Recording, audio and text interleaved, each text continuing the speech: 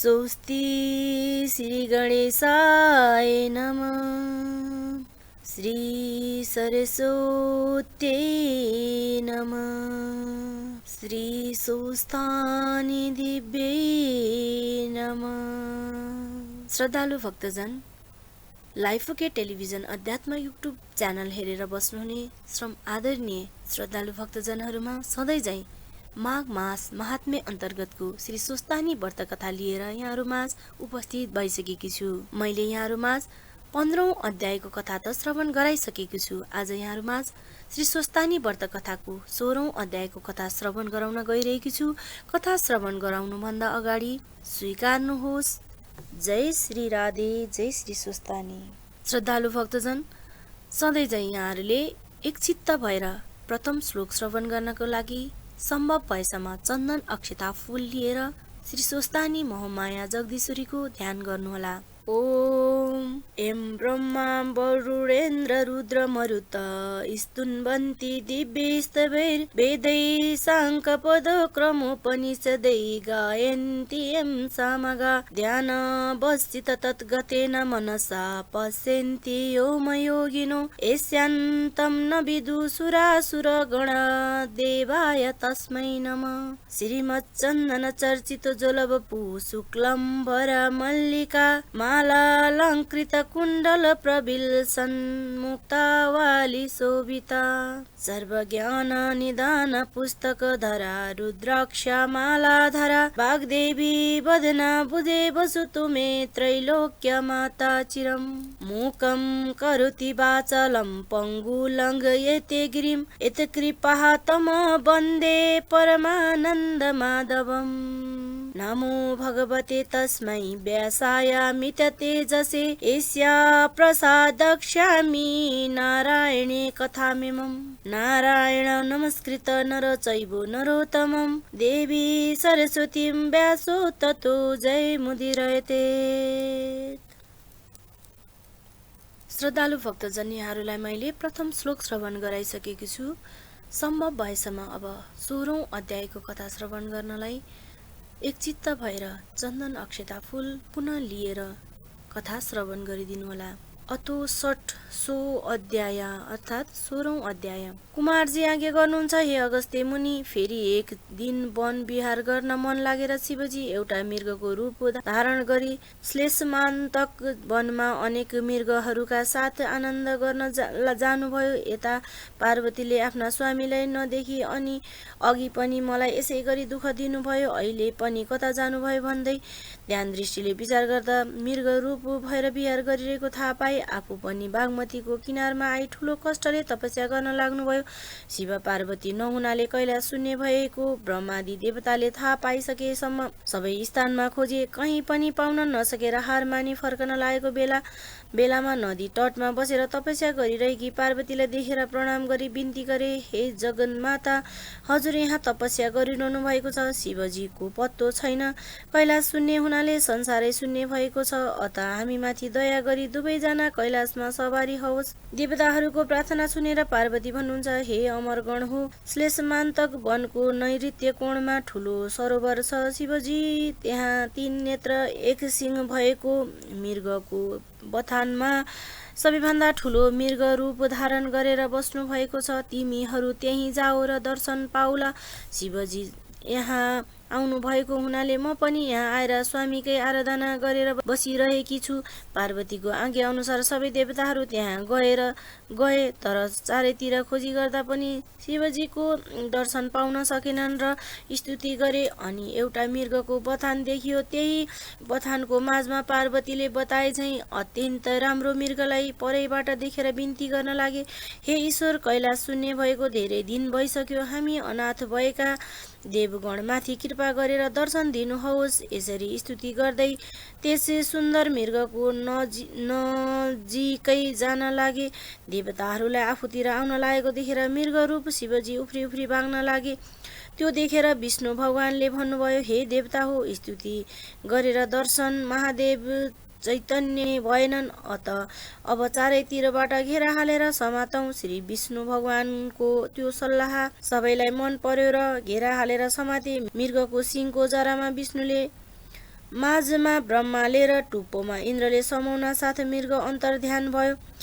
सिंह 3 टुक्रा भएर 3 जनाको हातमा एक एक टुक्रा रह्यो। अनि हामीले यो ठुलो अपराध गर्यौं भनेर डराई 3 जनाले शिवजीको स्तुति गरे। तिनको स्तुतिले प्रसन्न भएका शिवजीले ज्योति स्वरूपको दर्शन दिनुभयो र देवताहरूले प्रणाम गरेर आफ्नो दुःख बिन्ती गरिसकेपछि महादेव आज्ञा गर्नुहुन्छ, तिमीहरूको प्रार्थनाले म प्रसन्न भएँ, वरदान माग। अनि तिनै देवले बिन्ती गरे, प्रभु हामीले ठुलो अपराध गर्यौं, त्यो क्षमा गरी हामीहरूको हातमा रहेको यो सिंहको टुक्रा कहाँ राखौं, आज्ञा गर्नुहोस्। अनि शिवजी भन्नुहुन्छ, हे देवता हो, मेरो सिंह भाँचिएको अपराध तिमीहरूलाई लाग्दैन, मैले क्षमा गरे।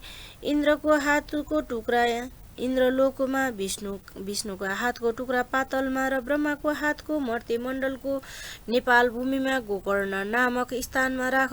शिवजीको आज्ञा अनुसार सिंहलाई स्थानमा राखेर शिवजीलाई प्रणाम गरी उनीहरू आफ्ना आश्रममा लगेपछि शिवजी पार्वती कहाँ गई उनलाई लिएर कैलाशपुरीमा जानुभयो। त्यसपछि लङ्काका राजा रावण नित्य गोकर्णमा आए शिवजीको सेवा गर्दथ्यो। एक दिन शिवजी विष भाङ धतुरोको नशाले चुर भएर बसिरहेको मौका पारेर रावण आएर अनेक प्रकारले स्तुति गरी खुसी तुल्याएर महादेवले भन्नुभयो, हे राक्षस राज, जे इच्छा छ माग, म दिन्छु। रावणले बिन्ती गर्यो, हे प्रभु, हजुरको कृपाले सबै पूर्ण छ, केही पनि माग्ने इच्छा छैन। शिवजीले फेरि एउटा केही नमागी सुख पाउन्नस् भनेपछि रावणले बिन्ती गर्यो, हे भगवान, मेरो इच्छा पूर्ण गर्ने विचार छ भने हजुरकी अत्यन्त मन परेको पार्वती मलाई दिनुहोस्। रावणको यस्तो प्रार्थना सुनि प्रसन्न भएका शिवले लौ लैजा भनेर पार्वतीलाई जिम्मा लगाइदिनु भयो। रावण पनि जगत जननीलाई बोकेर लङ्का जान भनी हिँड्यो। त्यो समाचार वैकुण्ठमा विष्णु भगवानले थाहा पाएर मोहिनी रूप धारण गरी मायाले रावणलाई छोपेर बाटोमा बस्नुभयो। रावण त्यहाँ आइपुगेपछि भन्नुभयो, ए महाशय, तिमी को हौ, कहाँबाट आइरहेका छौ, यी बोकेर ल्याएकी को हुन्, यिनलाई कहाँ लैजान लागेको? रावणले भन्यो, म लङ्काको राजा रावण हुँ। शिवजी प्रसन्न भएर पार्वती मलाई दिनुभयो र लिएर आफ्नो घर जान लागेको। रावणको कुरा सुनि मोहिनी रूप विष्णु भगवानले हाँसेर भन्नुभयो, हे रावण, तिमी वीर पुरुष र लङ्काको राजा भएर जसले जे भन्यो उही पत्याउँदा रहेछौ। फेरि शिवजीले तिमीलाई मायाकी पार्वती दिएर झुक्क्याउनु भएछ। कसैले देखे भने तिमीलाई के भन्ने छन्? यस कुराको झन आश्चर्य छ।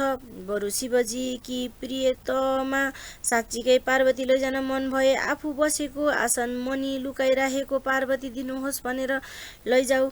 विष्णु भगवानको माया जालमा परेको रावणले त्यो कुरा पत्याएर पार्वतीलाई त्यहीँ छोडी कैलाशतर्फ लाग्यो। अनि विष्णुले पार्वतीलाई वैकुण्ठ लगी आदर साथ राख्नुभयो। रावण चाहिँ कैलाश पुगेर शिवजीसित बिन्ती गर्न लाग्यो, हे शिव, हजुरले त मलाई मायाकी पार्वती दिएर छल्नु भएछ, त्यसलाई मैले बाटोमा फालिदिएँ। अब हजुरलाई दिन इच्छा छ भने आफ्नो आसनमणि लुकाइराखेकी पार्वती मलाई बक्सियोस्। त्यति सुनेपछि शिवजीले ध्यान दृष्टिले विचार गरेर सारा स्थिति थाहा पाएपछि आसनमणिबाट एउटी मायाकी स्त्री बनाएर लौ लैजा भनेर दिनुभयो। तिनै मायाकी स्त्री लिएर रावण लङ्का गयो। यता विष्णु भगवानले पार्वतीलाई कैलाश पुर्याइदिनु भयो। त्यसपछि एक दिन शिवजी पार्वतीलाई भनेर मानसरोवरमा राजहंस बनेर जलक्रीडा गर्न जानुभएको थियो। उता अनन्तपुरमा वीर जालन्धर आफ्नी पतिव्रता स्त्रीसँग ठट्टा गर्दै उच्च स्वरले हाँस्यो। अनि वृन्दाले किन हाँस्नुभयो भनेर पतिलाई सोधी। जालन्धरले भन्यो, संसारका स्त्रीहरूमा तिमीलाई सबैभन्दा राम्री जानेर आफ्नो अहोभाग्य ठानेर हाँसेकी हुँ। अनि वृन्दाले भनी, हे नाथ, महादेवकी पत्नी पार्वतीको सामुन्ने म के राम्री छु र तिनीलाई देख्न पाए हजुर झन् के गर्नुहुने थियो भन्न सकिन्न। आफ्नी पत्नी वृन्दाको यति कुरा सुनेर जालन्धर उसो भए पार्वतीलाई छल्न जान्छु भनी मायाद्वारा शिवजीको रूप धारण गरेर कैलाश पुग्यो। शिवजी नै पाल्नुभयो भनी पार्वती उठेर सुवर्णको कमण्डलुले पाउ धुन आउनुभयो। तर पार्वतीलाई देख्न साथ जालन्धर मूर्छा परेर ढल्यो। त्यो देखेर पार्वतीले ध्यान दृष्टिले विचार गर्दा पापिष्ट जालन्धरको छल भन्ने बुझी आफ्नो गणहरूलाई भित्र कसैलाई पनि छिर्न नदिनु भनेर पाले राखी आफूभित्र गएर विष्णु भगवानको आराधनामा लाग्नुभयो। विष्णु तुरुन्त आएर हे पार्वती मलाई किन सम्झाउनु भएको भन्नुभयो। अनि पार्वतीले भन्नुहुन्छ हे मुरारी महादेव जल क्रीडा गर्न मानसरोवर पाल्नु भएको मौका पारेर पापिष्ट जालन्धर शिवजीको रूप धारण गरेर यहाँ आयो। म शिवजी ठानेर पाउ धुन गएकी त मलाई देख्न साथ मुर्छा पर्यो अनि मैले त्यसको जाल थाहा पाएर हजुरलाई डाकेकी हुँ। अब जे गर्नु पर्दछु त्यही गरी बक्सियोस्। अनि विष्णु भगवान भन्नुहुन्छ हे जगत जननी हजुरमाथि पाप चिताउने त्यस जालन्धरकी स्त्री वृन्दाको सत्य म अवश्य नाश गर्नेछु। तपाईँले चिन्ता लिनु पर्दैन। अब म गएर शिवजीलाई शीघ्र यहाँ पठाइदिन्छु। यति भनेर विष्णु भगवान गरुडमा चढेर वायु गतिले मानसरोवर जानुभयो। इति श्री स्कन्द पुराणे केदारखण्डे माघ महात्म्ये कुमार अगस्त्य संवादे श्री स्वस्तानी परमेश्वरे व्रत कथाया विष्णु मानसरोवर गमन नामो षष्ठौं अध्याय। जय श्री स्वस्तानी मोहमाया। श्रद्धालु भक्तजन यहाँहरूलाई मैले 16औं अध्यायको कथा पनि श्रवण गराइसकेकी छु। कथा श्रवण गरिसकेपछि हातमा लिएको पुष्पाञ्जलीलाई अन्तिम श्लोक श्रवण गर्दै यहाँले श्री स्वस्तानी जगन्मातालाई सम्झिन सक्नुहुन्छ।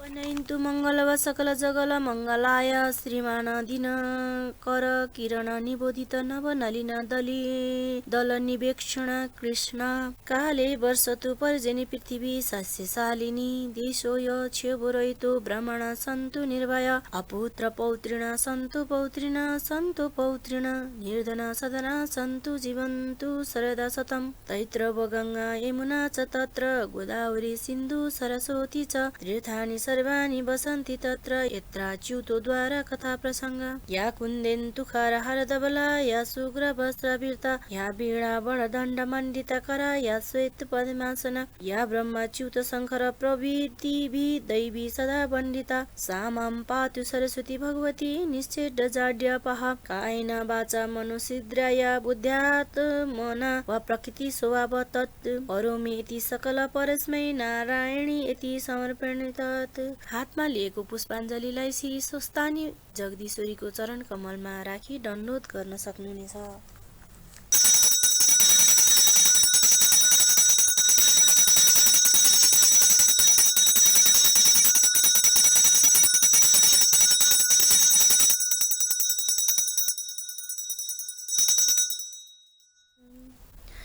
श्री स्वस्तानी मोहमायालाई सम्झेर लिएको पुष्पाञ्जली उनैको चरण कमलमा चढाई दण्डोत गर्न सक्नुहुनेछ।